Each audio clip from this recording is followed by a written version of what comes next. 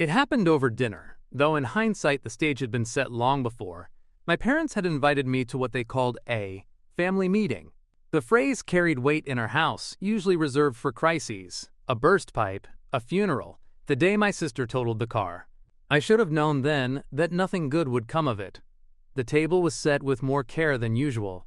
My mother's lace runner stretched across the oak, the one she only brought out on holidays.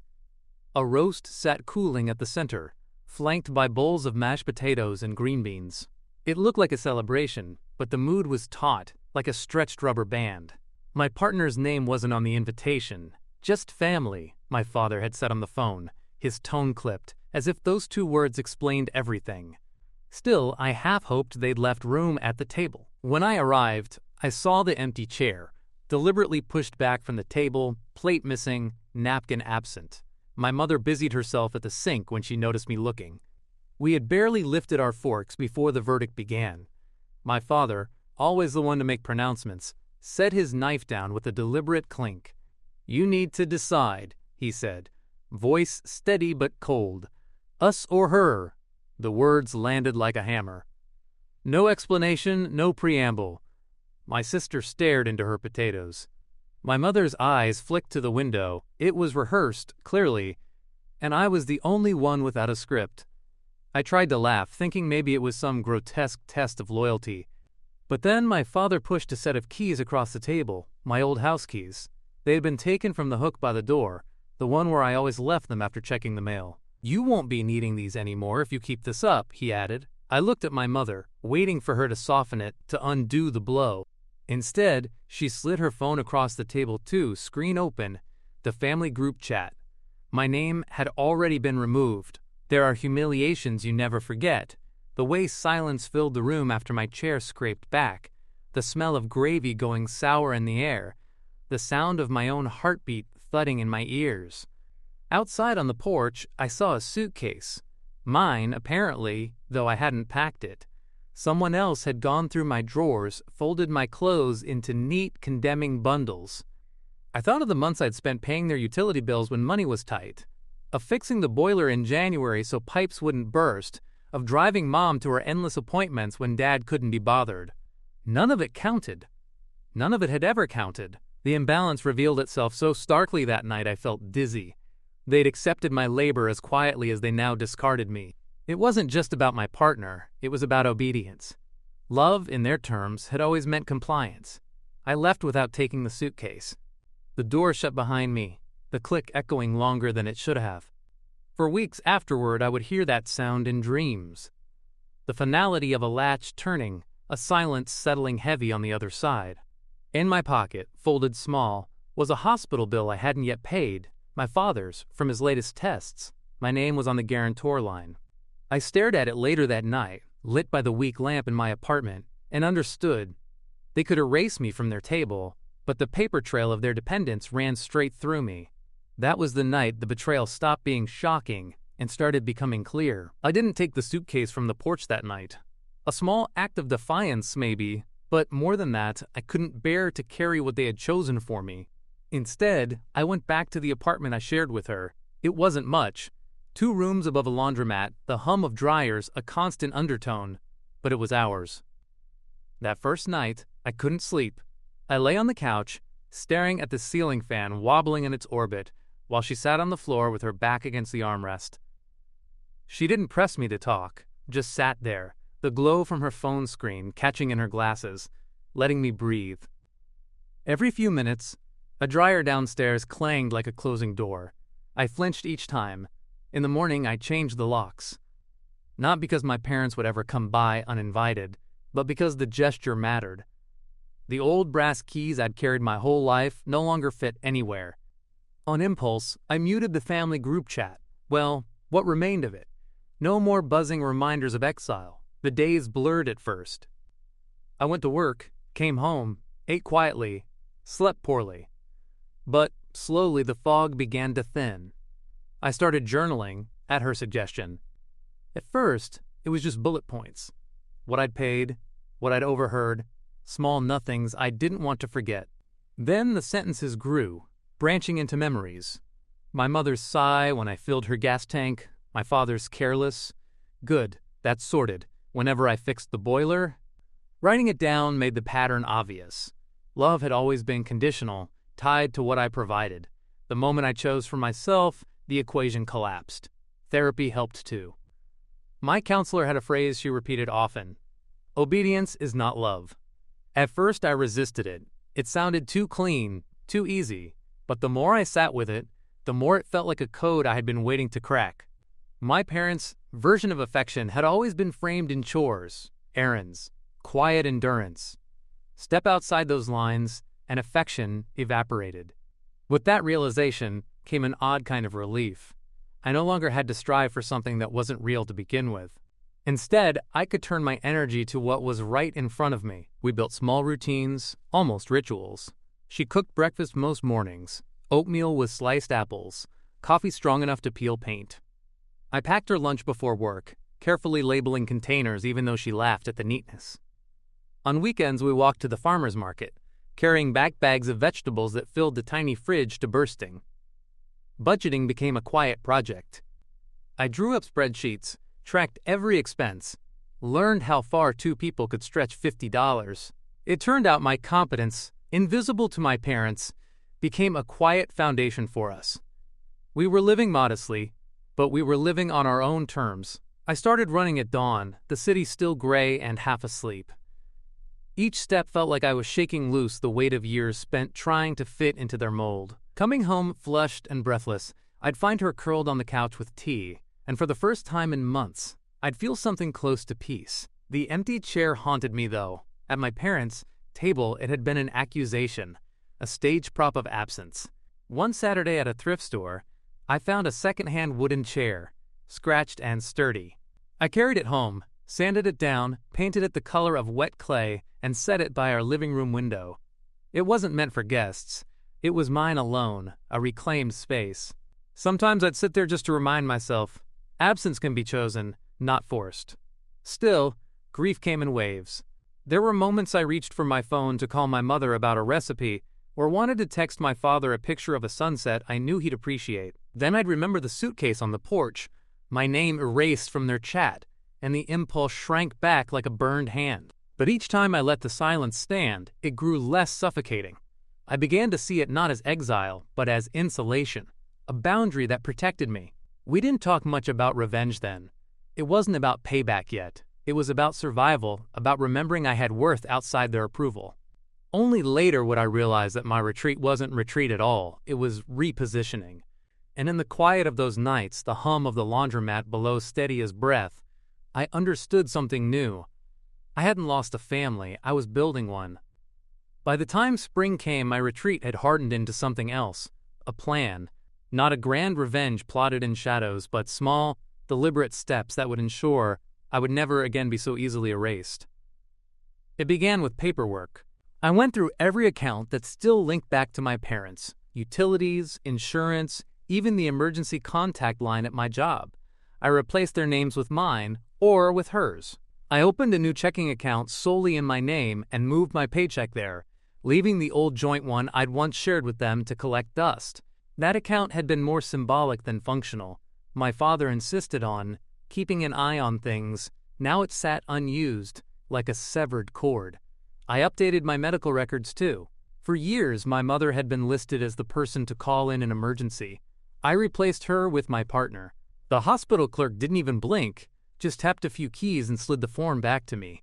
Such a small change, but when I walked out into the parking lot, the sun on my face, I felt lighter. For the first time, the chain of dependency no longer ran one way. But boundaries on paper weren't enough. I needed rules to live by, so I wrote them out in my journal. 3 bullet points that became my compass. No contact without respect for her name. No conversations where the past is erased. No obligations I haven't chosen. Simple, but they gave shape to my silence.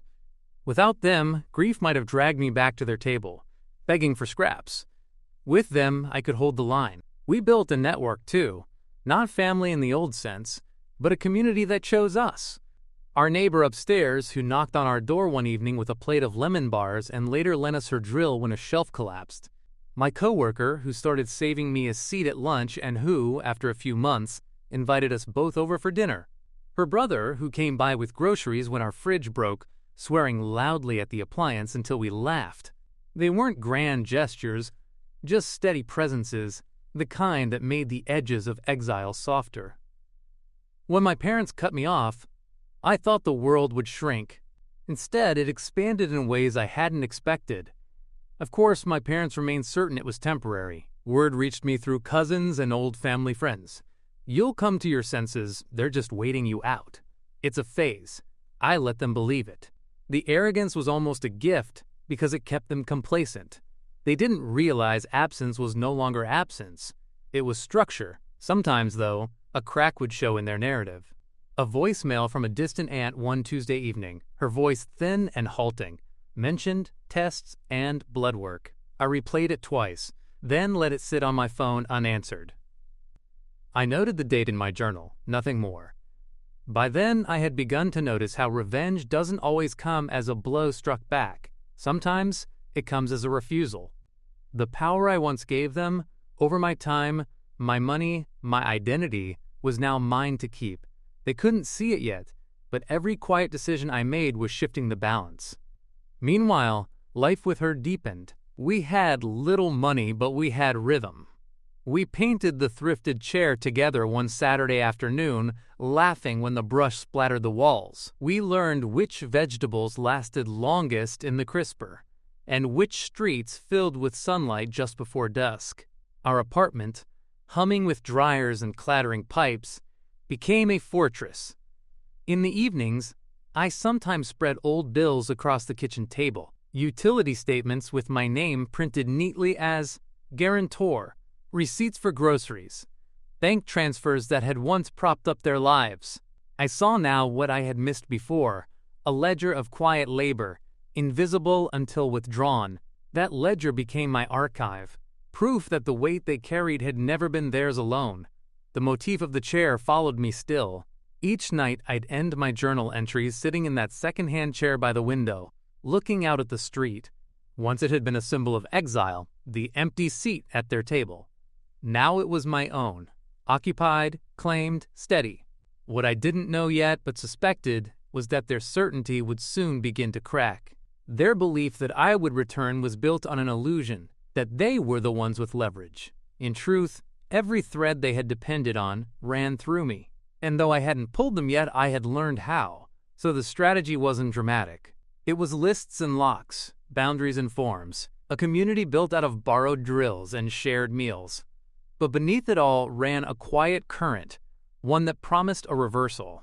The day would come when they would need me more than I needed them, and when it did, I would not be the one waiting at the door.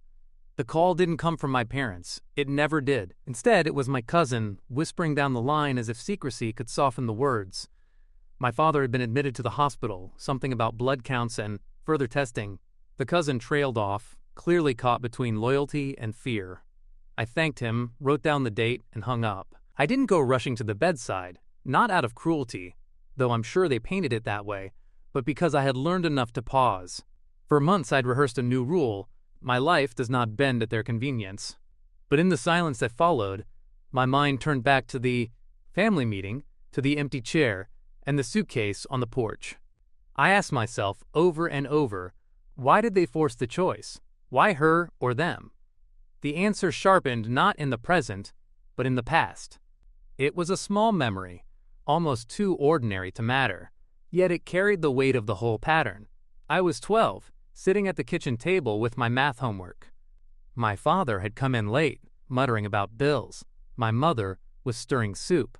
He glanced at me, saw me stuck, and barked, "Figure it out yourself. That's how you learn." An hour later, the water heater coughed and sputtered. He shouted from the couch, "Go check it." I was 12. I didn't know what a pilot light was, but I crouched there with a flashlight until I got it burning again. When I came back upstairs, my mother ladled soup into his bowl and said, "See, he's useful." That word, useful, lodged itself in me like a splinter. That was the currency of affection in our house, utility. Be helpful, be silent, and you'll be tolerated. Step out of line, want something for yourself, and the warmth would vanish. I hadn't seen it clearly until the night they made me choose, but that memory of being 12 fumbling with the pilot light while soup simmered upstairs, came back with brutal clarity. My parents had never loved me in the way I once believed. They had loved my function, my usefulness. That's why they couldn't accept her. She pulled me out of orbit, shifted my role from servant to partner. And that was intolerable. As the weeks unfolded, their carefully constructed world began to show cracks. My cousin called again, quieter this time. The tests confirmed it. Leukemia. My father needed a marrow donor. My mother and sister weren't matches. Extended relatives had been tested with no luck. They were waiting on the registry. But the unspoken truth ran beneath it. I might be the best chance. Meanwhile, daily life for them began to unravel. I heard through the grapevine that the boiler broke again, the same one I used to patch with spare parts and YouTube tutorials. The plumber charged triple for emergency service. My sister complained on social media about paperwork piling up, insurance forms, appointment scheduling, bank transfers. All the invisible labor I once carried had slipped through their fingers, leaving gaps too wide to hide. For the first time, their silence wasn't triumphant. It was strained. I imagined them sitting in the hospital waiting room, one empty chair beside them, this time not a symbol of my exile, but of their need. I didn't gloat, though the temptation was there. Instead, I observed.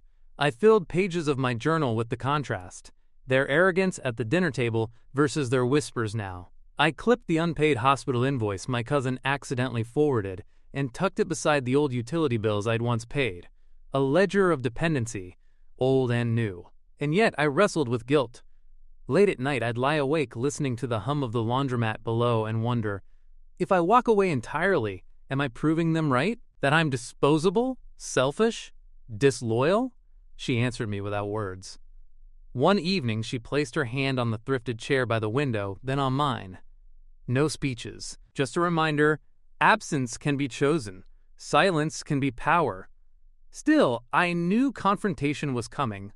The cousin's calls grew more insistent. Finally, the phone lit up with a number I hadn't seen in months, my mother's.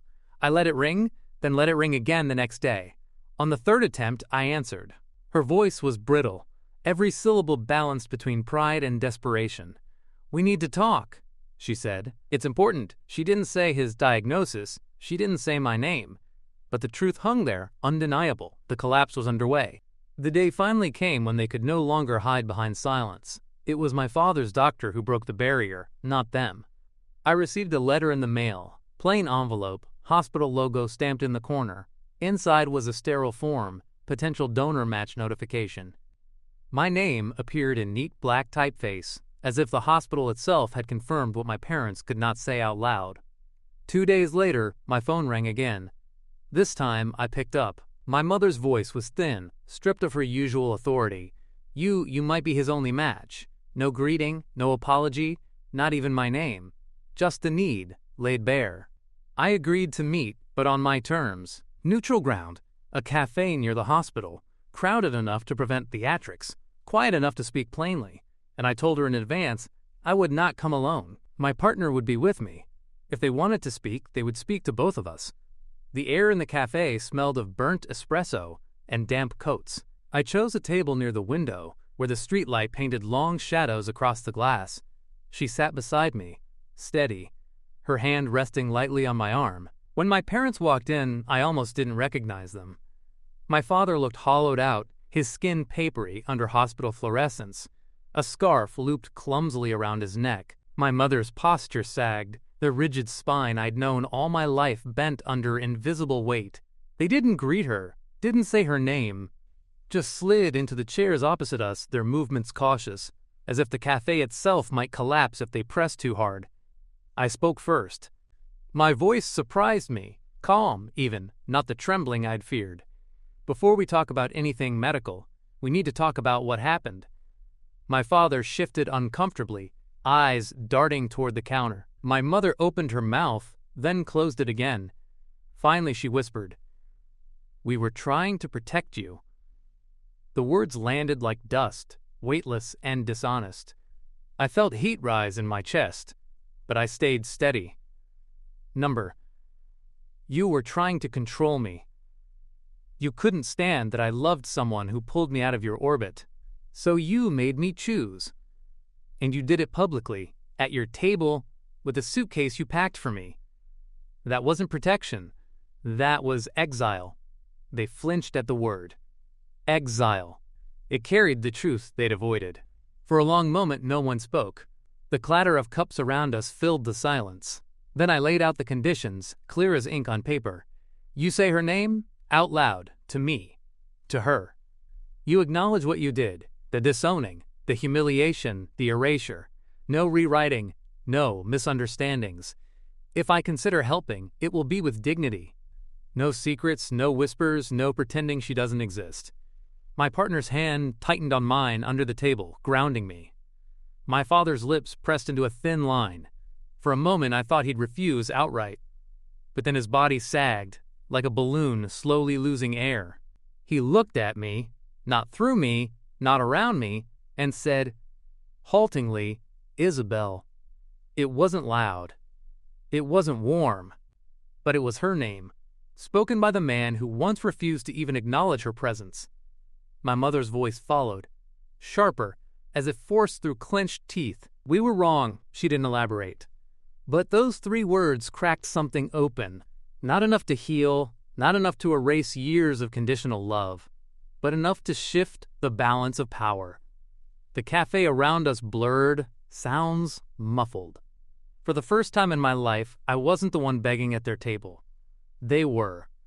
I didn't rush to agree. I let the weight of their need hang between us, made them sit in it. Only after several minutes did I nod slowly. I'll consider the donation, but understand, this is not forgiveness. This is not forgetting. If I do this, it's because I choose to, not because I owe you anything.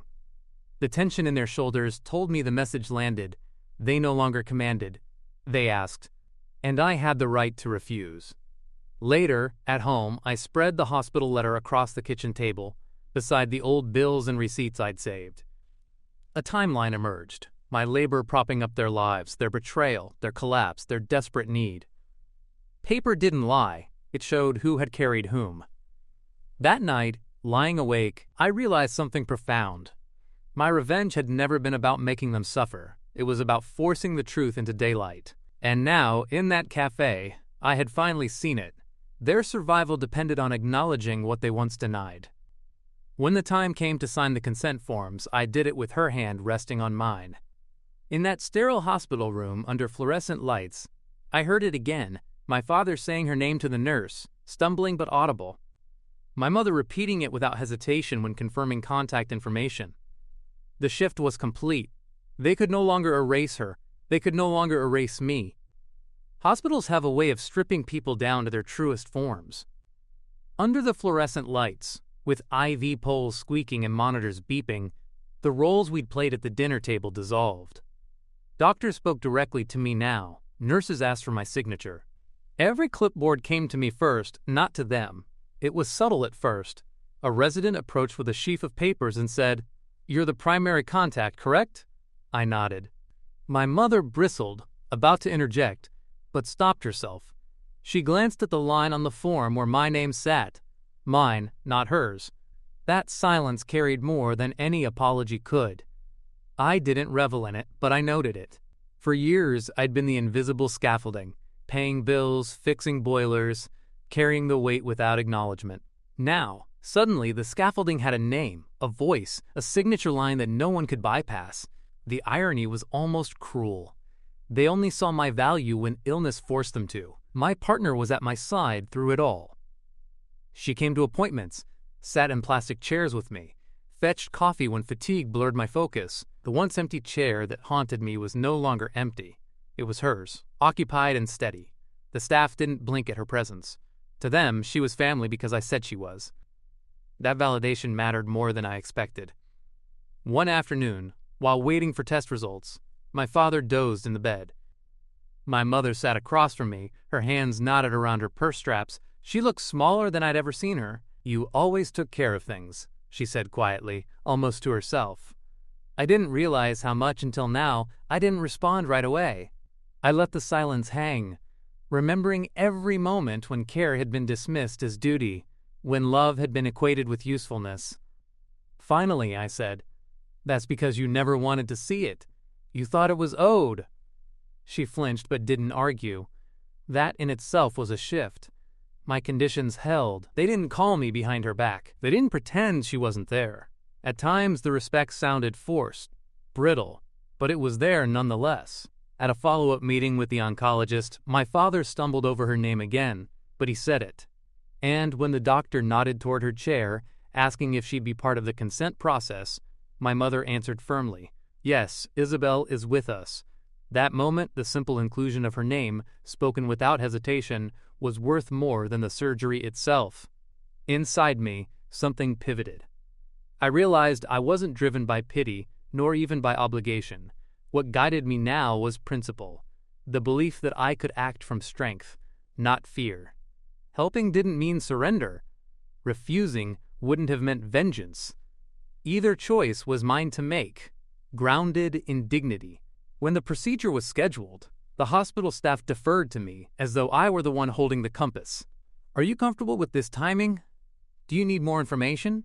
Do you want someone else in the room?" Questions they never would have asked if my parents still held the center. The irony deepened. The very family that once erased me from their table now had their survival tethered to my consent. After the procedure, I stayed only long enough to see that recovery was underway. I didn't linger in waiting rooms. I didn't play nurse. That wasn't my role anymore. I showed up when I chose, with her beside me, and left when we decided. Walking out of the hospital one evening, I felt the autumn air on my face and thought of the suitcase they had placed on the porch months earlier. Back then, it symbolized rejection. Now, I imagined it tucked in my own closet, no longer a mark of exile but of choice. I could pick it up or leave it behind whenever I wished. The quiet revenge wasn't in denying them help, it was in rewriting the script. They had to look me in the eye, name what they'd erased, and sit in the vulnerability of needing me. They had to let her name, once unspeakable, become part of their vocabulary. And most of all, they had to watch as the center of gravity shifted away from them, permanently. Holidays came and went differently after that. There were fewer people at the table, and the conversations were quieter, less triumphant. They tried, haltingly, to rebuild, but they did it on terms they could no longer dictate. The empty chair motif had closed its cycle. Once absence, then reclamation, now shared space. Sitting in my thrifted chair by the window one winter evening, I realized the story had inverted. They were the ones circling me now, waiting for permission, careful not to overstep.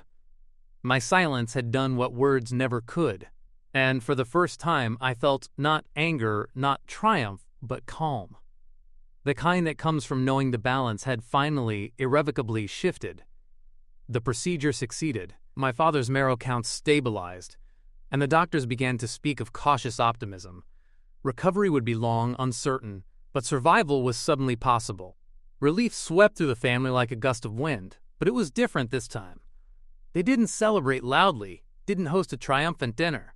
The air around them was subdued, almost reverent, as if they knew joy could not erase the cost of how we had arrived here. I didn't linger at the hospital after the initial recovery. I had kept my part of the bargain, but my life wasn't going to fold back into theirs. We went home to our 2 rooms above the laundromat, the hum of dryers greeting us like an old friend. She put the kettle on, and I sat in my chair by the window.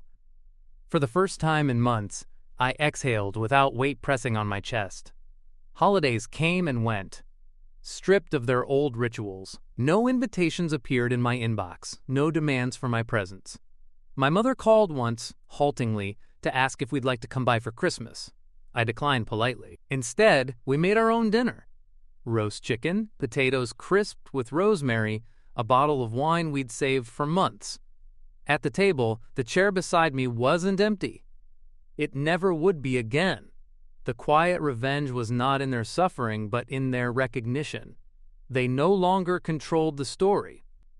Every interaction carried the memory of the cafe, the hospital, the spoken name. They had been forced to see me not as a servant, not as a useful extension of their will, but as someone whose presence, or absence, shaped their survival. I thought often of the suitcase they'd left on the porch that night. It had sat for weeks in their hallway, untouched, until eventually my sister dropped it by my building. I never unpacked it. Instead, I slid it into the closet, still zipped, As a reminder, it wasn't a mark of exile anymore, it was proof of choice. I could leave it closed forever if I wanted. That decision belonged to me, not to them. Life with her grew steadier. We found a larger apartment, nothing extravagant, but with enough space for a real table. The thrifted chair came with us, scuffed and sturdy, placed by another window where afternoon light spilled across its surface. Sometimes I'd sit there with my journal, flipping through pages filled with bills, notes, dates, an archive of a different life. I didn't hate my parents. Not anymore. What I felt was something colder, calmer. Distance edged with clarity. They had revealed who they were long ago. I had simply taken time to see it. The revenge lay not in striking back, but in stepping away, letting time reveal the truth they once denied. In the end, silence did what shouting never could. It showed them the cost of their arrogance. It taught me that revenge need not be loud to be final. Sometimes, the sharpest blade is absence. When I closed the closet door on the suitcase that last time, the click of the latch echoed through the apartment. Not exile, not banishment. Choice. And that was enough.